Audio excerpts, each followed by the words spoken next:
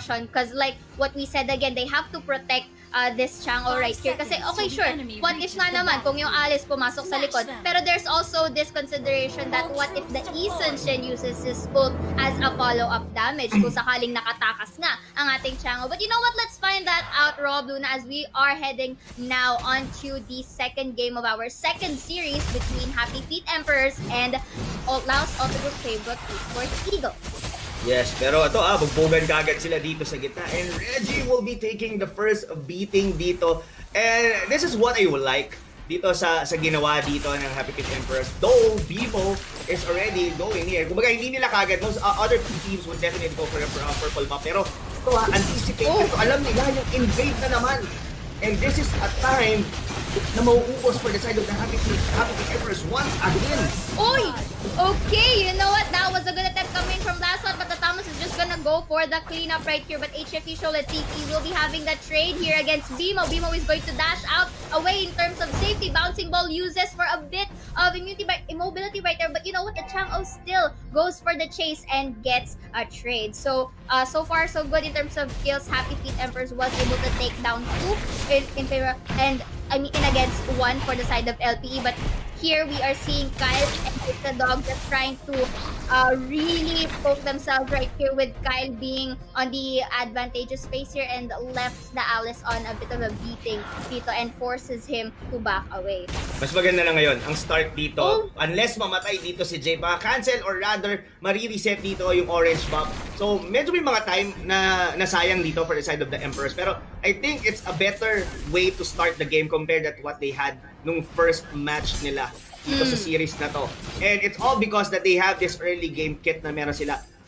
Japes dito were actually doing well regardless man na medyo yung ibang baga muntik-muntik pa siya dong mamatay, and also getting the kill from the purple buff. Pero dito on the top lane aspect here. Alright, okay, let's see. I think that was a good call for LPE to disengage that time, kasi syempre walang minions and you don't wanna get hit by the tower, right? So that was a good call coming in from LPE, kasi it kind of diminishes the casualty part. Oh, look at this, Barrett will be going for the initiation, taking BMO onto the tower, and of course Lancelot will be taking a kill. That is a good initiation coming in from Barrett right there. So at least paunti-unti, we are now seeing HFE taking a bit of control here onto the bottom side of the map. Mas nakakasabay na sila ngayon, given as well with the with the vision na pinoprovide in the Japes with his traps and the rotation that they are doing. So ang nangyayari ngayon is that nagsasabayan sila dito, and who's actually getting ahead in terms sa ganitong sitwasyon. I think the Eagles are slightly nakakasabay, or rather given the kills was on the Happy Feet Emperors, ang nag-set pa rin ng tempo was definitely the Eagles here. Yes, indeed, and again another fight is gonna come here. I think LPE really did a call there as well into diminishing Reggie's health bars right here. Para nga naman they will have prioritization in terms of this objective stake. So they will try to contest, but the Shen was able to go for that retribution, and off to the attack they go. Alice comes in with the lifesteal, Shen for the free hit and takes a kill for himself. So basically, kung ano man yung gap na nakuha na Happy Feet Emperors kanina, na-diminish at ngayon, talagang bumabawi na ang LPE, going in with this tower diver here with no hesitations, and Kyle is going to be taken down by the Lunox with a 4-man people here onto LPE. Reggie will be trying to take at least a damage to BMO, but BMO is just gonna bounce himself away to safety.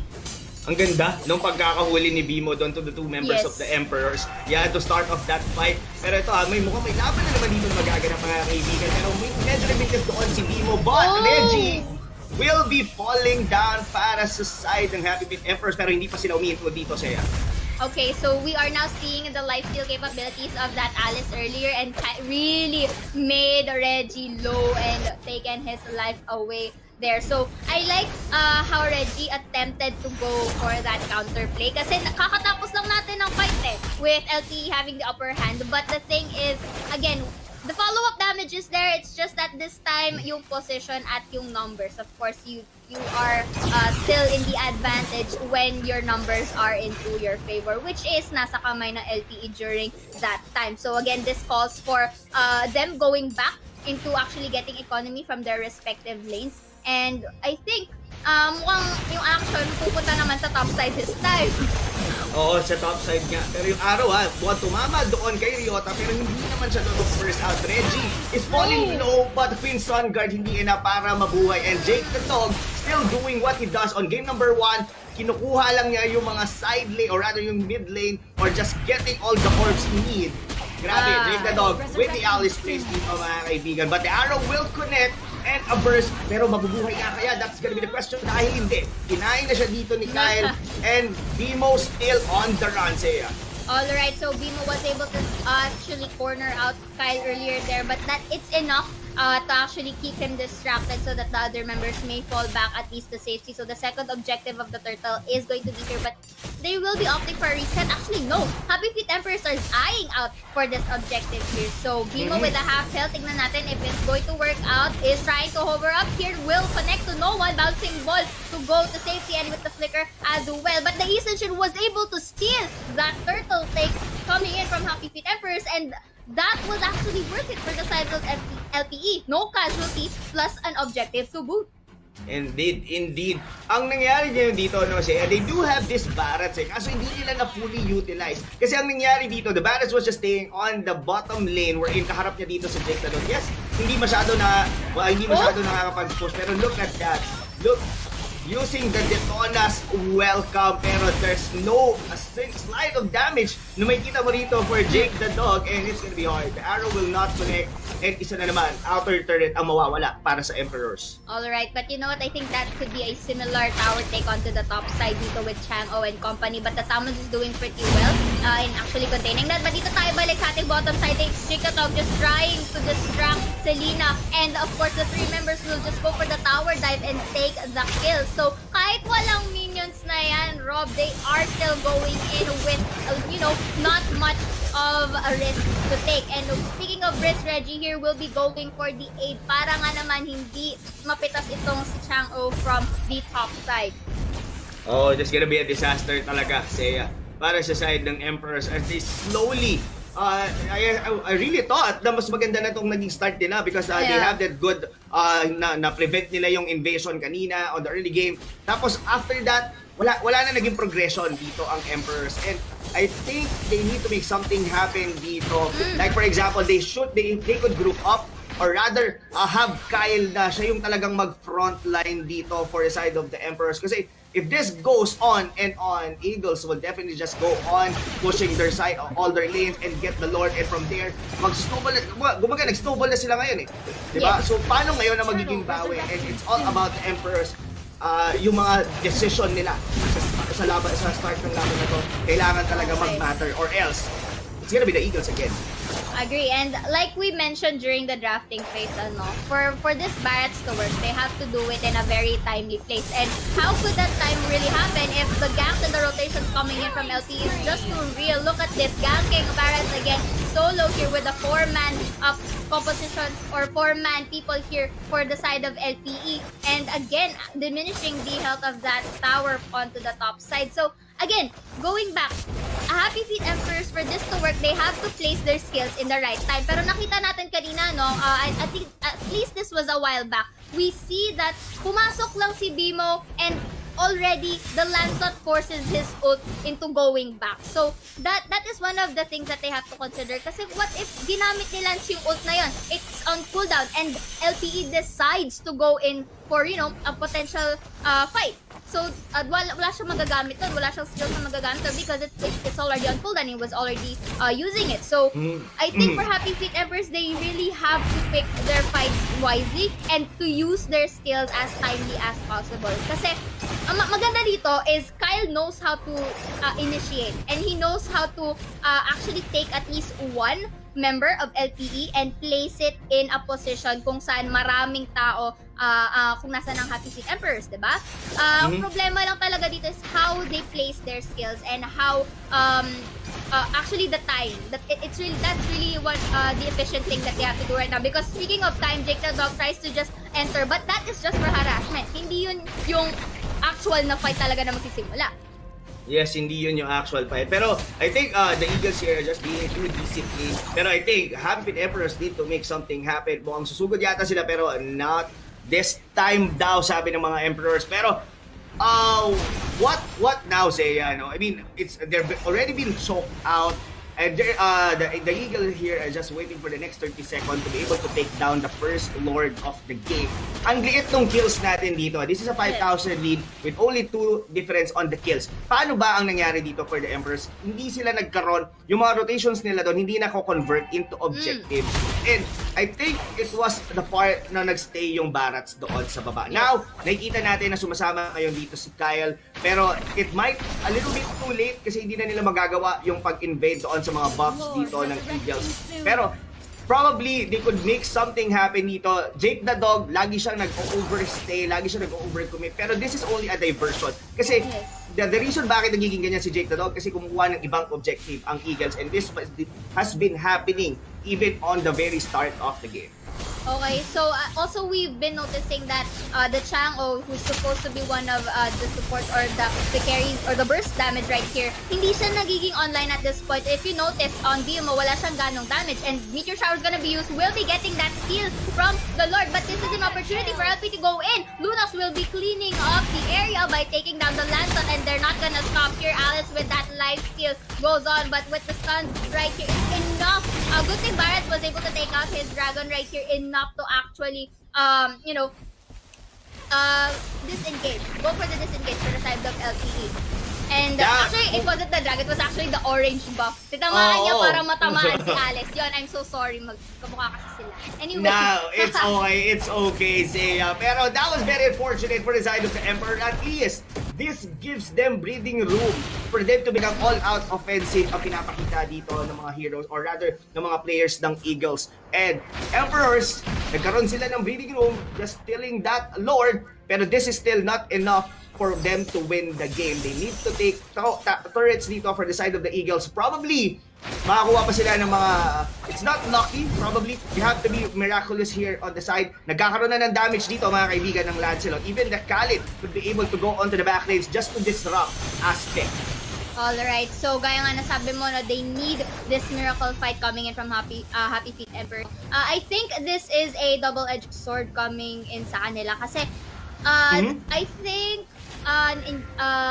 let's say, sabihin natin they need to go as sneaky as possible to actually get Isan Shin here. Kasi we already mentioned na aspect dito, maganda yung position niya. At the same time, he knows when to use his ults properly and his free hits. You have to take note of that as well, and the damage that he inflicts upon Happy Feet Emperors. So, I think they have to take him down, at least with the skirmish fight. But, of course, like I said, it's double-edged. So, them taking down the YSS here also means that, number one, it could sacrifice other areas being vulnerable and open, and number two, it could also cost the life of other members. But speaking of this, Jake the Dog just really taking a lot of time para makapunta si Ryota dito for the aid, and actually taking down one member, which is Chi-Chi, yung dapat manggagang sa kanila here. And we are now seeing that 5 men of LPE are onto the bottom side, eyeing out for this tower, just waiting for the minions to come in. And let's see. So Kyle has to do here is to actually get one of these squishier targets para sa LPE para mawala yung nagbibigay ng damage output sa kanila, and that could be a potential, turnaround. Yes, potential turnaround indeed. Pero like what you said, Emperors dito, they have this toolkit on the side of the show na hindi sila agad-agad na mapupush. And that all thanks to the Chang'o. Pero the next Lord, it might be a different case. Then yes, they got the steal from the first Lord, pero the second Lord will be a little bit trickier dahil alam na to ng Eagles that may mga potential.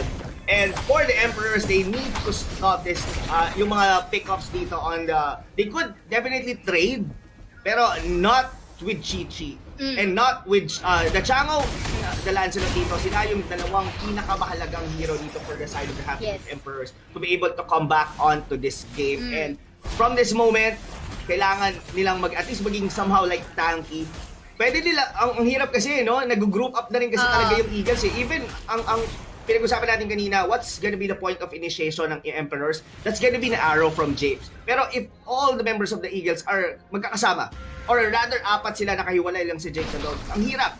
And the only one na pwede nilang i-burst probably, or at least ma-burn man lang nila yung Winter Truncheon, and as well with other spells dito, it's gonna be Jake the Dog. And they probably need, or rather, na i-focus yon, pero the Lord will be up on the next 5 seconds. Ang nakakatakot pa dito siya, even a single Tamos could be able to solo this Lord. And speaking of that, tingnan mo kung paano nakaposisyon ng LPE dito. Alice really confident in, alam niya na confident siyang into actually taking down these 1 or 2 members of Happy Feet Emperors. And you look at this, BMO Arbs are just in the area to just distract them and to prevent them from going into the Lord area. Meteor Shower is going to be used. Now it takes, there's this certain type of window na hindi niya magagamit ito. And it's just like that, both the Ethan Shin and the Tamos was able to take the second Lord. So this is looking good in terms of pushing for the side of LPE. Now, conditions here for the side of Happy Feet Emperors, they have to take down that Lord which is on their way onto their top side kasi we are seeing na decrease yung health ng tower doon sa ating top, and if this Lord goes there,